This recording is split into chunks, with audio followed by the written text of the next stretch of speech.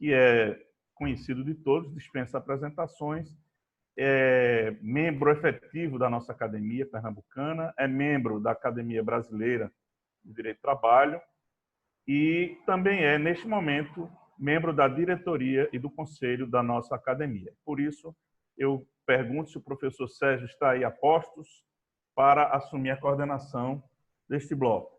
Está sim, como sempre. Professor Sérgio, eu lhe passo a palavra para que coordene esse... Eu espero só um segundo, porque eu estou pegando a questão da programação. No grupo está um pouco acima, se você quiser eu lhe reenvio. Não, estou vendo aqui agora, Espera aí, deixa eu ver aqui. Então, é o que começa às 19h40, não é isso? Teria começado. Teria começado, exatamente. Pronto, ok, perfeito. Já estou a postos, meu líder. Então, mande brasa aí, meu irmão. Okay. Estaremos aqui ouvindo. Um abraço. Um abraço. Boa noite a todos. Sérgio Torres Teixeira aqui, como o meu querido líder e presidente da Academia Pernambucana de Direito do Trabalho, Hugo Melo, mencionou. Estarei, então, substituindo quem estava originalmente programado para presidir esse painel. Eu, de qualquer jeito, vou ter uma exposição um pouco mais tarde, em outro módulo. Vamos iniciar, então, agora com uma exposição envolvendo o tema uberização do trabalho na crise. E quem vai falar é minha queridíssima amiga Vanessa Patriota. Ela vai abordar especificamente o vírus do neoliberalismo e a pandemia da uberização, temática muito importante. A Vanessa era procuradora do trabalho, doutoranda em Direito do Trabalho e Teoria Crítica pela UFPE. Ela tem mestrado em Gestão de Políticas Públicas, ela é especialista em Direito do Trabalho pela Universidade Internacional da Andalúcia, especialista em Psicologia Clínica de Orientação Analítica pela Universidade Católica de Pernambuco, ex-coordenadora de ensino da Escola Superior do Ministério Público da União, ex-auditora fiscal do trabalho. A Vanessa é um grande valor que nós temos aqui em Pernambuco, atuando no MPT. Especial destaque a sua atuação. Eu costumo, então, incentivar os meus alunos na faculdade a se interessarem pelo MPT. Eu sempre cito, então, a Vanessa como uma das referências para servir de modelo a esses jovens. Eu pessoalmente, tenho um carinho muito grande pelo MPT, porque eu comecei no MPT. Nem todo mundo sabe, Vanessa não tinha nascido ainda, né? Mas quando, então, eu ainda estava na faculdade, nos meus últimos 2 anos, eu fui estagiário voluntário. O nosso querido Everaldo Gaspar, também acadêmico, me levou para o MPT. Eu fiz um estágio de aproximadamente 1 ano com grandes nomes do MPT, como, né, o Gaspar, a Helena Mello, o Manuel Goulart, o Valdir Carvalho, quando ainda era do MPT, o Nelson Soares. Realmente, é uma equipe absolutamente fantástica. E a Vanessa, então, continua essa tradição. Querida Vanessa, a palavra é sua. Boa noite a todas e a todos. Estão me ouvindo?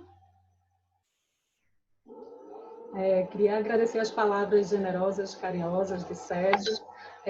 Cumprimentar meus colegas de painel, que devem estar aí também, Tiago e Carlos. E parabenizar o Hugo Melo pela presidência da Academia Pernambucana de Direito do Trabalho e pela realização desse evento. Parabenizar também Leandro Fernandes, que muito trabalhou para que esse evento acontecesse, né? Bem, eu dei à minha fala o título O Vírus do Neoliberalismo e a Pandemia da Uberização, porque não tem como pensar nesse novo modelo de produção dissociado do modelo neoliberal. O neoliberalismo, a gente sabe que se espalhou pelo mundo, dentro de um contexto de sobreacumulação de produção, de concorrência internacional, de mundialização do capital, né? A receita forçar os governantes à austeridade e os governados ao controle de si, com foco na competição uns com os outros para gerar mais lucro. E nesse mesmo sentido, se intensificou um processo de desidratação das empresas com a transferência para terceiros de parte substancial da produção, principalmente com o toyotismo. Então, se consolidou um padrão global de produção enxuta. E com as novas tecnologias da informação e da comunicação, né, as TICs, elas criaram um ambiente ainda mais favorável para a consolidação desse modelo de produção enxuta, principalmente ao possibilitarem o controle da rede por parte das células-mãe. Então, elas permitiram que as células-mães sugassem o máximo de energia das empresas terceirizadas com a ameaça velada de que elas podiam se esvair em minutos e buscar novas parceiras em qualquer canto do mundo que pudessem aumentar a sua lucratividade. Com a evolução digital, surge, então, uma nova forma de organização do trabalho, ainda mais flexível, uma nova forma de externalização produtiva promovida por empresas detentoras de plataformas digitais. E aí tem várias formas de classificação do trabalho em plataformas digitais, por diferentes autores, Adriano Todoli Signes, Valério De Stefano. Por falta de tempo, eu vou me deter apenas do de Valério De Stefano. Ele divide o trabalho em plataformas digitais, em crowdwork e trabalho on-demand por aplicativos. E vou me ater apenas ao trabalho on-demand por aplicativos, porque é dele que vem a expressão uberização, e por falta de tempo também, muito embora meu objeto de pesquisa atual seja o crowdwork, que a gente pode falar um pouco disso nos debates. O fato é que no trabalho on-demand por aplicativos, ele se relaciona com atividades tradicionais de entrega, transporte, limpeza, que são realizadas por meio de um aplicativo que conecta o solicitante do serviço com o fornecedor do serviço no momento da demanda. As empresas detentoras de plataformas digitais, elas garantem um padrão de qualidade mínimo, selecionam e gerenciam a mão de obra. A empresa de trabalho on-demand mais conhecida é a Uber, daí a expressão uberismo. Eu vou tratar aqui de uberismo enquanto modelo de produção, tá? A gente teve o Fordismo, o Toyotismo e agora a gente tem o uberismo, todos eles coincidentemente com um veículo, um automóvel aí por trás.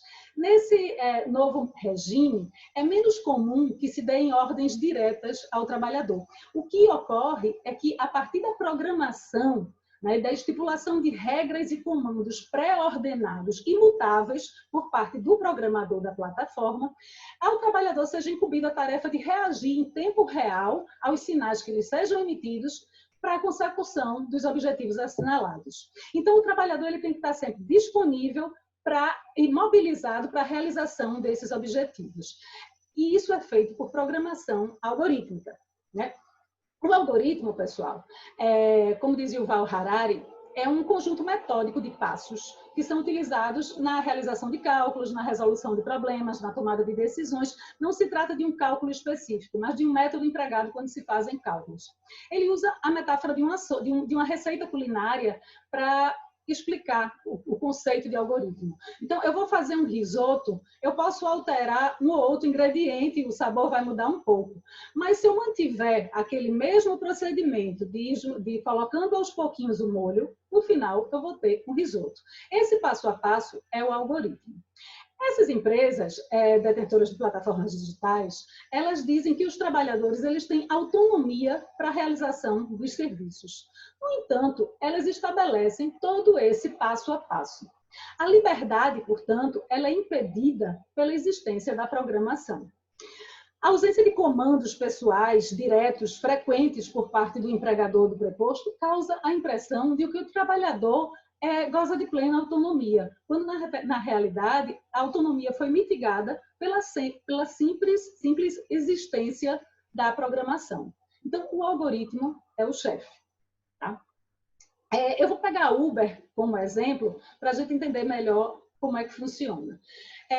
A Uber estipula o valor da tarifa, né, e não há nenhuma discussão com os motoristas. E a gente sabe que autônomo, no mínimo, diz quanto é que vale seu serviço. Se com poucas horas de trabalho esses motoristas pudessem receber o mínimo para sobreviver, eles paravam de trabalhar por ali. Então, com o preço baixo da remuneração, a empresa consegue fazer com que o trabalhador se mantenha ativo por muito mais tempo, sem que ele perceba. Então, é o que a gente fala de a precificação controlando o tempo de trabalho. O algoritmo, ele também controla o trabalho por meio das premiações que são concedidas. para que o trabalhador vá para algum lugar que é indesejável, algum lugar que esteja com maior demanda, é o que a gente chama de tarifa dinâmica ou preço dinâmico. O motorista ele não tem conhecimento do destino do passageiro até que aceita a corrida. E se ele aceitar a corrida e depois cancelar, ele vai ser suspenso ou até descadastrado, porque a empresa se reserva o direito de suspender ou descadastrar o motorista que não segue suas regras. Aliás, hoje em dia o trabalhador não é mais demitido, ele é desconectado, né? Então, e a avaliação nesse sistema, ela é muito mais intensa, ela é onipresente. A avaliação do trabalhador é realizada pelos milhões de clientes da empresa com a nota que eles dão no final da corrida de 1 a 5 estrelas. E se o trabalhador tiver uma média menor que 4,6 estrelas, ele é descadastrado. Então, mas a Uber, de toda forma, ela pode, se entender necessário, retomar o modelo clássico de controle, chamar o trabalhador para dizer por que está tanto tempo desconectado, prestar orientações sobre como atuar no carnaval, realizar treinamentos. Ela manda aquelas mensagenzinhas: olha, você está há muito tempo offline, se você ficar mais tempo online, vai receber mais tanto, né?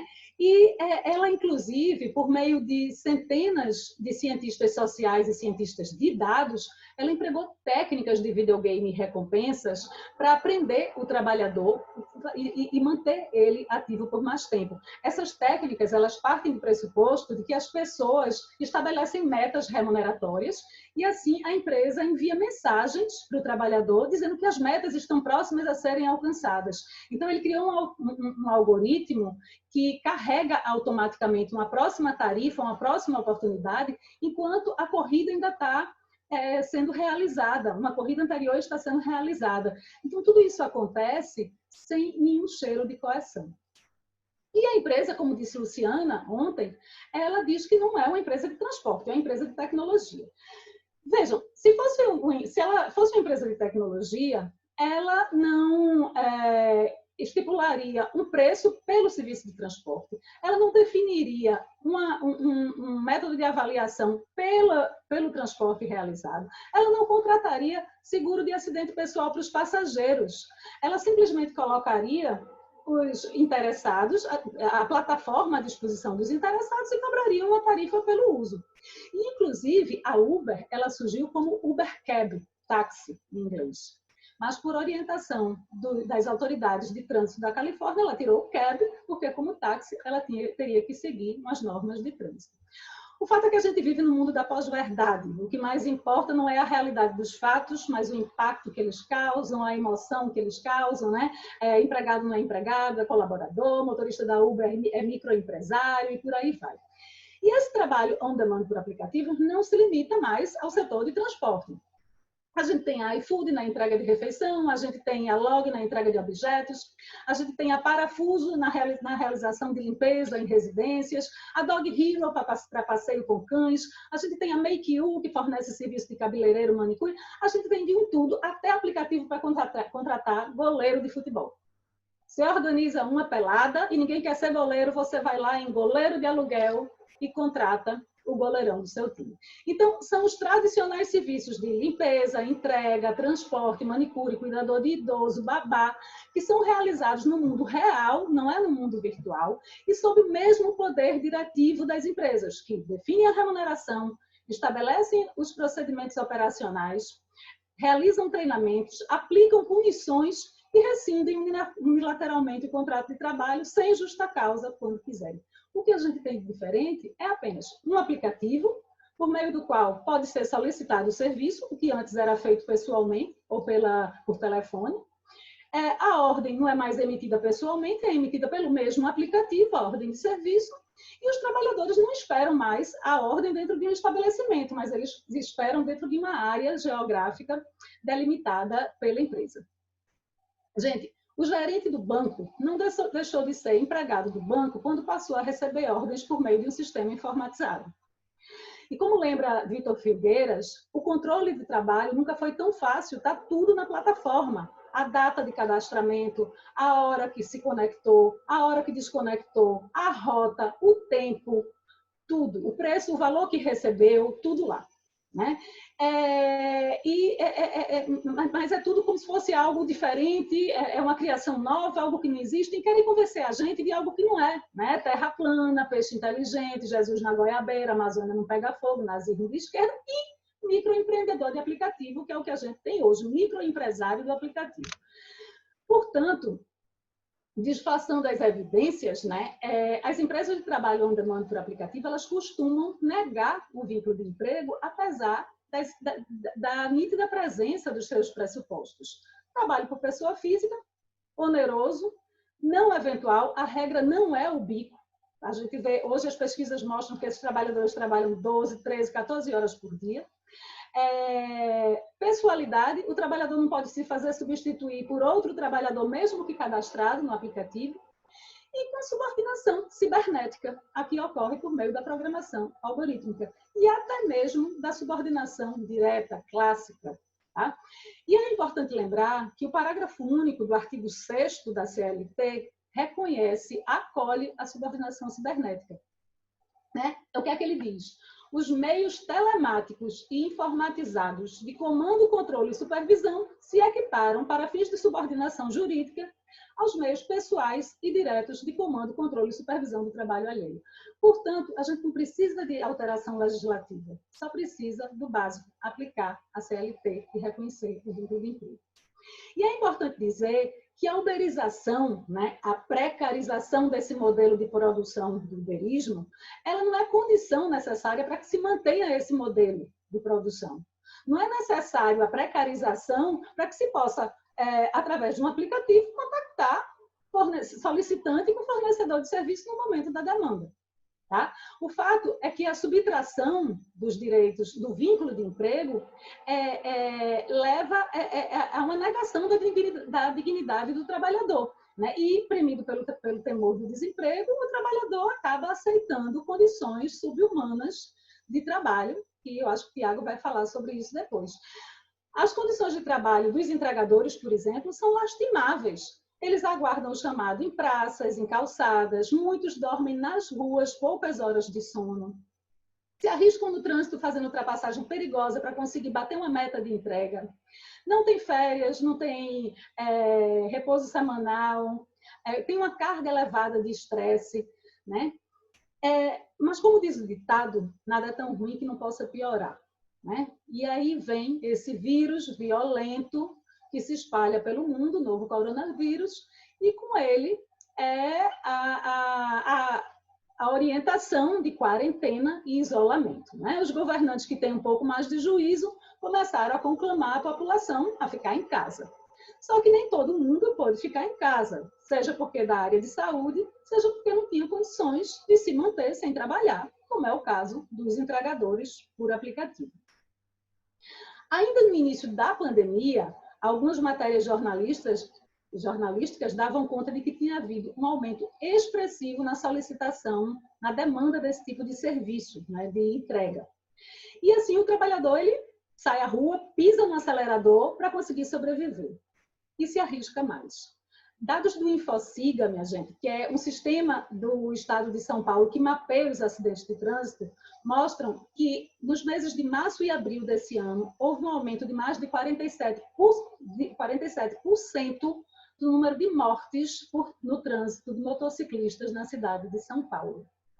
Tá? Então, diante dessa situação, eu realizei, junto com colegas da Unicamp, da Universidade Federal do Paraná, da Universidade Federal de Juiz de Fora e da Unifesp, uma pesquisa. É um grupo de trabalho que a gente tem, trabalho digital, dentro da Remir Trabalho, que é uma rede de estudos e monitoramento interdisciplinar da reforma trabalhista. Esse estudo, o resultado dele foi publicado, inclusive, na revista Trabalho e Desenvolvimento Humano, nesse mês, está disponível na internet e foi amplamente divulgado, BBC e tal. Então, nessa pesquisa de abrangência nacional, a gente aplicou, no mês de abril, um questionário online da plataforma Google, com os entregadores. O que é que a gente queria ver? Se durante a pandemia houve alteração na jornada de trabalho, se houve alteração na remuneração, se as empresas forneceram as medidas protetivas necessárias, né? Entre outros fatores. Os resultados realmente foram surpreendentes. Eu queria trazer alguns números. né? Os resultados da pesquisa já revelam que antes da pandemia, os entregadores desempenhavam longas jornadas de trabalho. 54,1% trabalhavam entre 9 e 14 horas. 7,8% trabalhavam mais que 15 horas diárias. Durante a pandemia, as extensas jornadas se mantiveram. 18,5% nas faixas entre 9 e 10 horas, 19,3% nas faixas entre 11 e 12 horas, 11,48% entre 13 e 14 horas, 7,4% 15 horas ou mais de trabalho por dia. Durante a pandemia, 51,9% dos entregadores afirmaram trabalhar os 7 dias da semana. Não tem nada de eventual. Não bastasse essas jornadas de trabalho, a remuneração caiu durante a pandemia. 58,9% dos entrevistados relataram diminuição da remuneração. E merece destaque o fato de que a parcela de entregadores com remuneração semanal inferior a R$ 260 praticamente dobrou. Tá? Isso porque teve corte de bônus, as empresas fornecem R$ 5 por cada 5 entregas. Foi cortado. Houve corte de incentivo para o trabalho aos domingos. E o pacote de maldades não para por aí. 57,7% dos entrevistados afirmaram não ter recebido nenhum apoio das empresas no sentido de redução dos riscos de contaminação durante a prestação de serviço, álcool em gel, máscara, nada. E a maioria que disse que recebeu alguma medida disse que foi orientação sobre como realizar o serviço, evitando a contaminação. Ou seja, o segmento de delivery, ele teve um grande ganho financeiro com a pandemia, mas isso não repercutiu favoravelmente na remuneração dos trabalhadores. O bolo cresceu na mão dessas empresas, mas nenhuma fatia a mais foi para o trabalhador.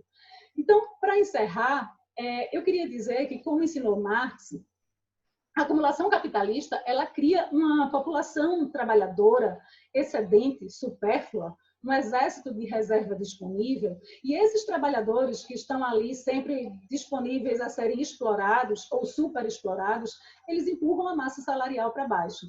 Então, e enquanto o sistema capitalista for capaz de manter suas bases de sustentação, sempre vai haver um exército ali disposto à exploração.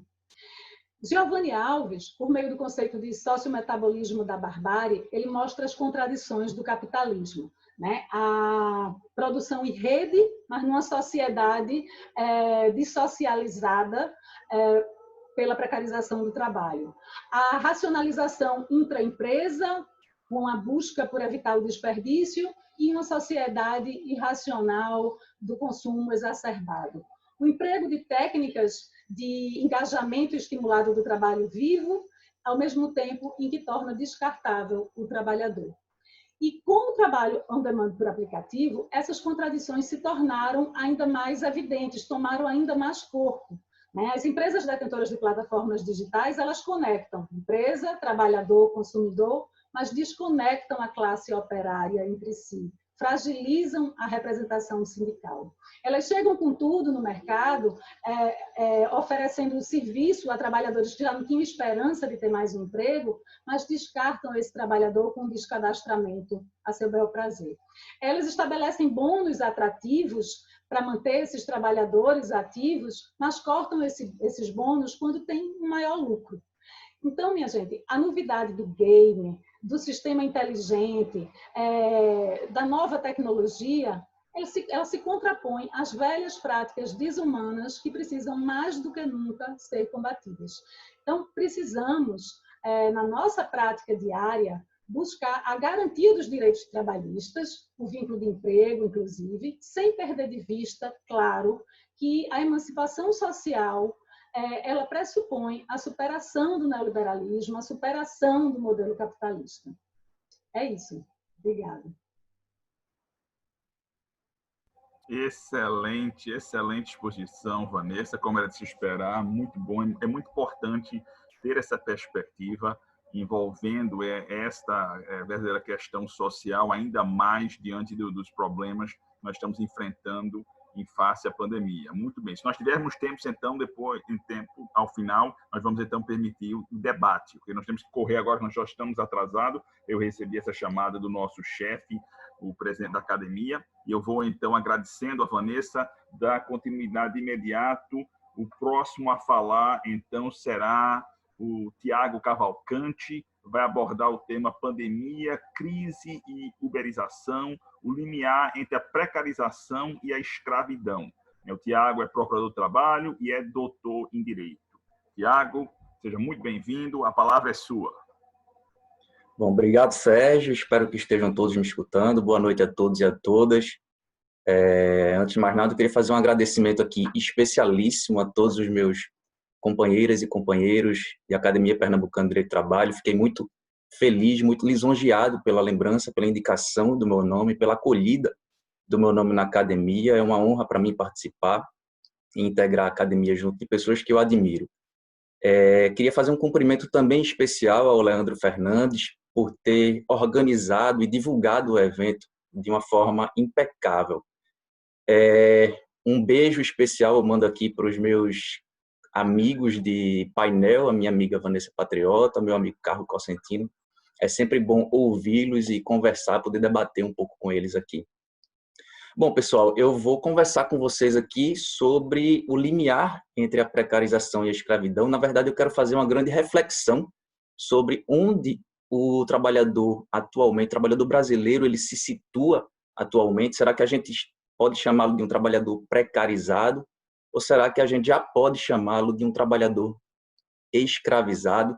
E eu queria fazer essa análise através de 3 grandes fatores que impactaram no padrão de vida e, sobretudo, nas condições de trabalho da população brasileira. O primeiro fator é a crise, né? E quando eu falo de crise aqui, eu falo necessariamente de uma crise econômica, de uma crise política e também de uma crise democrática e de todas as reformas que sucederam essas crises.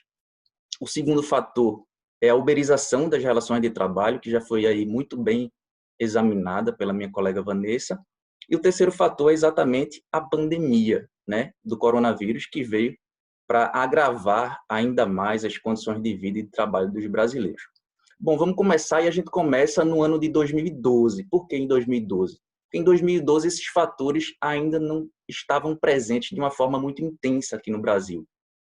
A gente vai ver que de 8 anos para cá, as condições de vida e de trabalho, e sobretudo a proteção social dos trabalhadores brasileiros, que nunca foi das melhores, diga-se de passagem, essas condições pioraram sensivelmente. A gente vai pegar aqui como exemplo um trabalhador que fazia entregas, ou seja, um entregador que trabalhava de bicicleta ou de moto para um restaurante, delivery, lá em 2012. Naquele ano, em 2012, esse trabalhador ele tinha uma carteira de trabalho assinada, seja diretamente pelo restaurante ou por uma empresa terceirizada que prestava serviço de entrega a esse restaurante. E esse trabalhador ele tinha um plexo de direitos decorrentes exatamente desse vínculo de emprego, né? E aqui a gente vai lembrar brevemente alguns direitos muito importantes que esse trabalhador fazia jus para a gente desenvolver o raciocínio.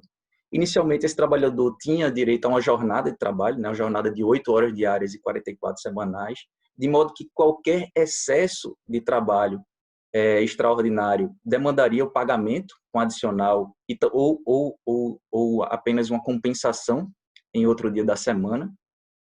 Esse trabalhador tinha 30 dias de férias, além, obviamente, do pagamento do terço constitucional.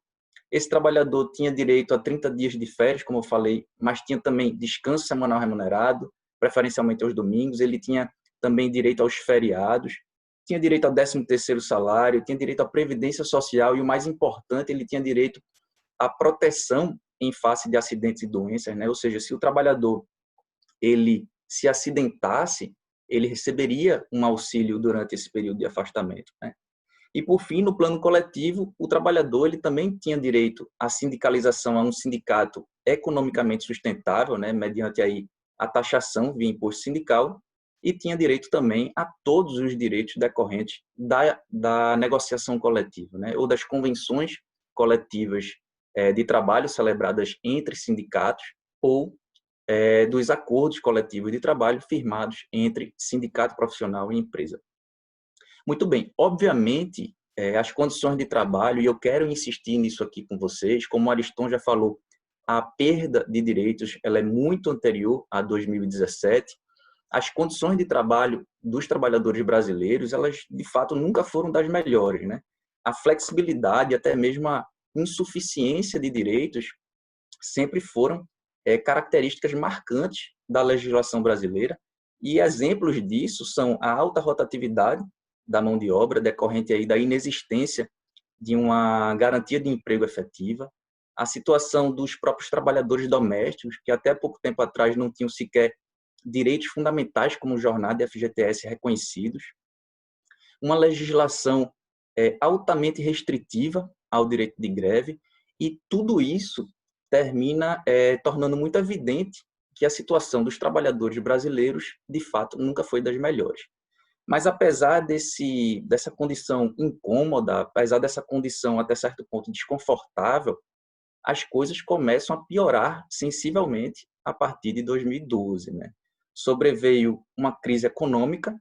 Se antes a situação econômica mundial ela estava favorável ao país, as coisas começam a mudar a partir da crise mundial, da crise global em 2008.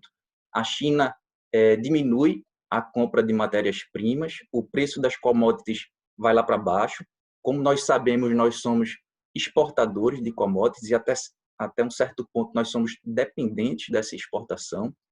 O crescimento, então, ele começa a sofrer uma retração já nos primeiros anos do governo Dilma, e foi essa conjuntura econômica internacional desfavorável, juntamente, obviamente, com outros fatores internos, que termina colocando em xeque a popularidade do governo Dilma.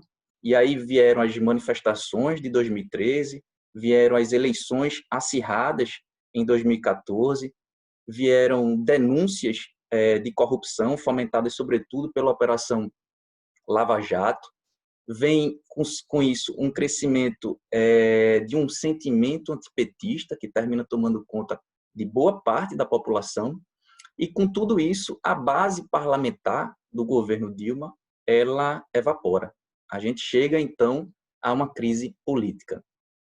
Essa crise política ela foi capaz não apenas de ampliar a crise econômica através de pautas bombas, né, na Câmara e no Senado Federal, como também essa crise ela faz surgir uma crise democrática que persiste até os dias atuais, obviamente com muito maior intensidade, mas que surgiu lá com a abertura do processo de impeachment no final de 2015 e que resulta com o golpe parlamentar de 2016.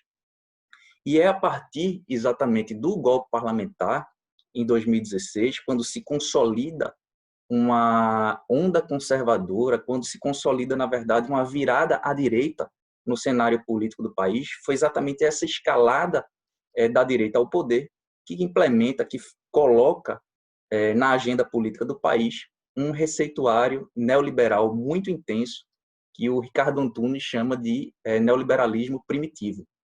Com essa agenda neoliberal implementada de forma natural e inexorável em todo o globo e de forma muito intensa no país, vem as reformas, né? Temer anuncia a reforma trabalhista em 2016 como um belíssimo presente de Natal aos trabalhadores brasileiros. O projeto, então, passa a toda pressa no Congresso Nacional, em regime de urgência. Seguiram várias outras reformas trabalhistas com o mesmo viés flexibilizante, precarizante, que colocam em xeque a própria existência do direito do trabalho. E aí a gente vai fazer aqui um brevíssimo resumo para que a gente possa lembrar das modificações mais importantes advindas dessa reforma e fazer um comparativo posteriormente com aquelas condições do trabalhador em 2012, né? Então, com essas reformas vieram a intensificação, né, do trabalho, a instituição do trabalhador, daquele trabalhador que presta serviços com exclusividade e de forma contínua, mas não perde a sua condição de autônomo. Vem também o surgimento do famoso contrato intermitente, né, ou seja, uma modalidade de trabalho onde o trabalhador ele não tem horário fixo, onde o trabalhador ele não tem uma carga de trabalho previamente fixada e ele não tem nem mesmo um salário certo ao final do mês. Vem também a tarifação e a limitação do dano extrapatrimonial, do dano moral, vem a jornada 12/36 por simples acordo individual, suprimindo-se, inclusive, o descanso semanal remunerado e os feriados. Vem também a possibilidade de terceirização ampla e restrita, inclusive na atividade principal da empresa, ou seja, é nesse momento que se legaliza a locação da mão de obra humana, né?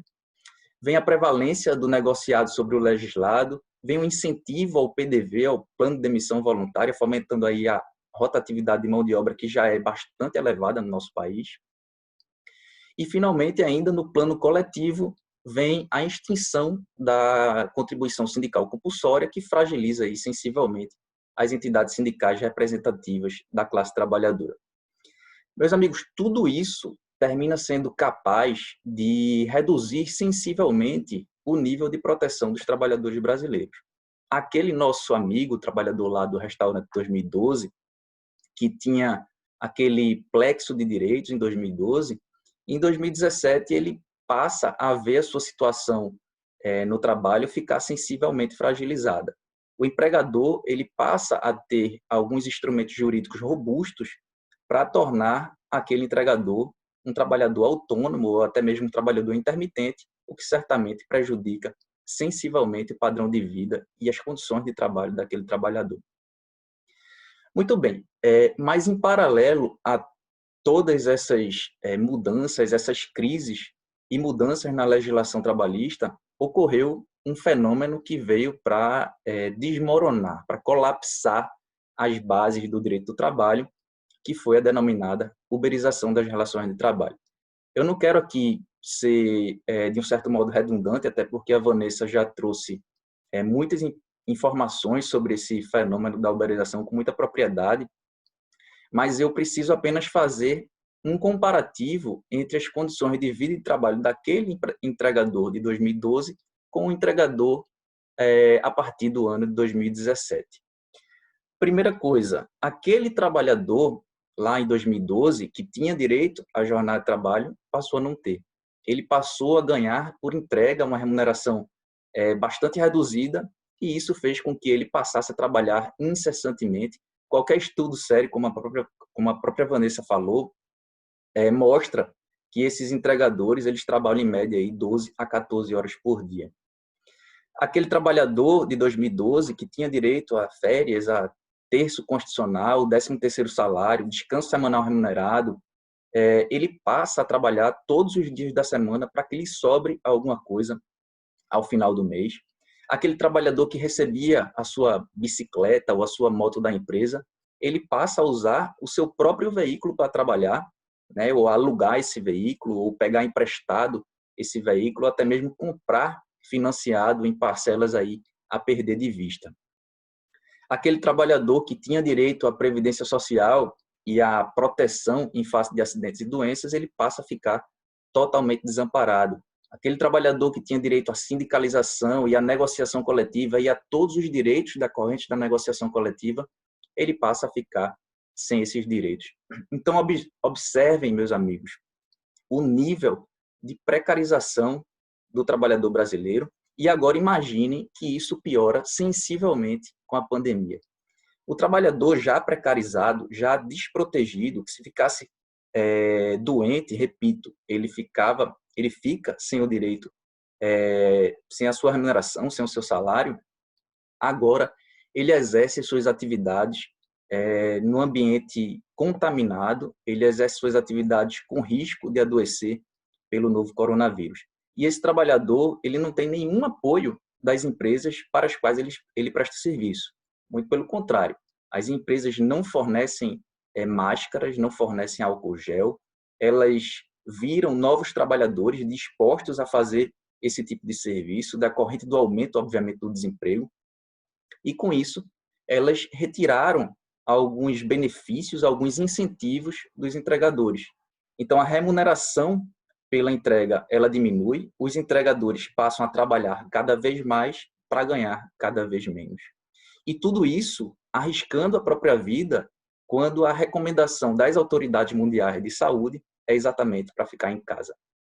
Então, meus amigos, já caminhando aqui para o final, imagine a situação daquele entregador de 2012 atualmente. Ele não tem férias, ele não tem 13º, ele não tem descanso semanal remunerado, ele não tem feriado, ele não tem sindicato, ele não tem convenção coletiva, ele não tem previdência, ele não tem proteção em face de acidentes ou doença, ele não tem sequer jornada de trabalho, ele é um trabalhador que utiliza a sua própria bicicleta, que trabalha na chuva, que trabalha no sol, que trabalha doente, inclusive, que pedala dezenas de quilômetros todos os dias, que não tem sanitário, que não tem local para descanso, que faz as suas refeições na rua. É um trabalhador que tem que comprar a sua própria água mineral. E tudo isso para ganhar um salário muitas vezes abaixo do salário mínimo. Isso é precarização apenas? Ou será que a gente já pode falar em escravidão? Bom, para responder a esse questionamento, a essa pergunta, eu preciso trabalhar aqui brevemente com vocês esses dois conceitos, trabalho precário e trabalho escravo. Obviamente, eu não vou aqui trabalhar com exaustão esses dois conceitos, porque não me sobraria tempo para fazer outras observações sobre o tema. O conceito de trabalho precário, ele não é estático, né? Ele varia conforme o nível de proteção social já alcançado pelo trabalhador, e o conceito ele também depende de muitas variáveis que devem ser levadas em consideração. Mas, de uma forma geral, a gente poderia aqui conceituar o trabalho precário como aquele trabalho com a grande fragilidade do ponto de vista jurídico e social. Estou acompanhando, Sérgio. Fique tranquilo, já eu encerro. E essa fragilidade, essa desproteção que caracteriza o trabalho precário, ela é capaz de repercutir gravemente na saúde, no bem-estar e até mesmo na sobrevivência do trabalhador e de sua família, né? Geralmente, o trabalho precário ele é um trabalho mal remunerado, é um trabalho inseguro e um trabalho instável. Observem que essa concepção, essa ideia de trabalho precário, ela é uma ideia bastante ampliada, que abrange, inclusive, a ideia de trabalho escravo. Ou seja, o trabalho escravo, ele é, obviamente, um trabalho precário, mas nem todo trabalho precário é necessariamente um trabalho escravo. Então, nos resta ver aqui, brevemente também, o que é o trabalho escravo, né? Eu não quero aprofundar essa discussão, até porque a gente poderia passar muito tempo aqui conversando sobre o trabalho escravo, então eu vou direto lá para o artigo 149 do Código Penal, que é onde está prevista exatamente a definição legal, o conceito legal de trabalho escravo. Lá no artigo 149 estão previstas 4 hipóteses de caracterização do trabalho escravo.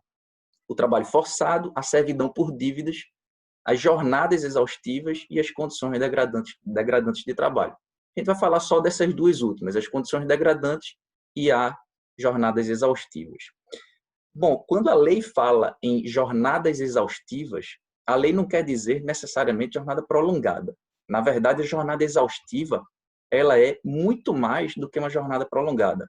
Ela demanda a análise do tempo de trabalho, mas aliado ao ritmo, à frequência, ao desgaste, à natureza daquele trabalho prestado, as condições de execução e também a própria fisiologia do trabalhador. Obviamente, é muito diferente um homem jovem cortando cana do que uma senhora idosa cortando cana, que estaria, obviamente, muito mais suscetível, muito mais vulnerável à exaustão do que o homem jovem cortando cana.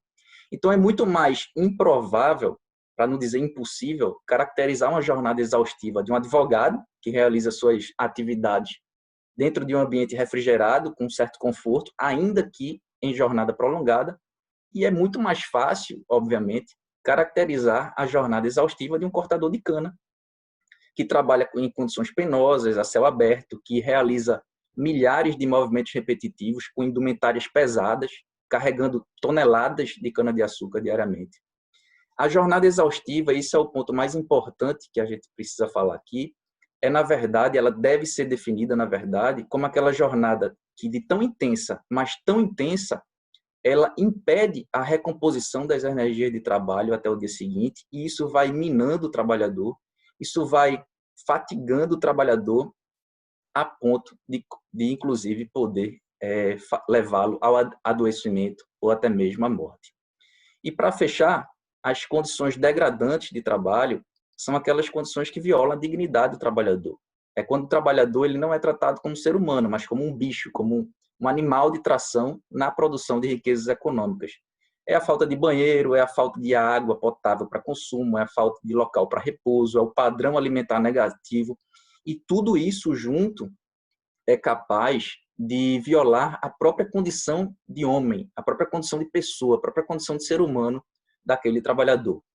A escravidão contemporânea é, na verdade, o uso e o descarte de seres humanos. Então, agora sim, agora a gente vai voltar lá para o nosso entregador uberizado em tempos de pandemia. Imagine novamente o ciclista mal remunerado, o ciclista que pedala aí dezenas de quilômetros todos os dias, 14 horas por dia, 7 dias por semana, sem descanso, sem intervalos adequados, sem sanitários, sem água potável. Imagine um trabalhador mal remunerado, que trabalha doente durante uma pandemia, que trabalha sem equipamento de proteção individual e que muitas vezes carrega o seu filho no lombo da bicicleta porque ele não tem quem deixar. Então, finalmente, nós estamos diante de um trabalhador precário ou de um trabalhador escravo. Com isso, eu encerro e devolvo a palavra para o Sérgio Torres. Excelente, excelente exposição, Tiago. Muito bem, muito bem. Importante, então. Estava preocupado com o tempo, mas em virtude de sua calma, que estava tão calmo assim, não estava nem pressão, mas você controlou bem, controlou bem. Excelente exposição. Gostei muito, viu, Tiago? Acredito que é a primeira vez que eu ouvi falar publicamente assim, mas foi muito legal, muito legal. Bem,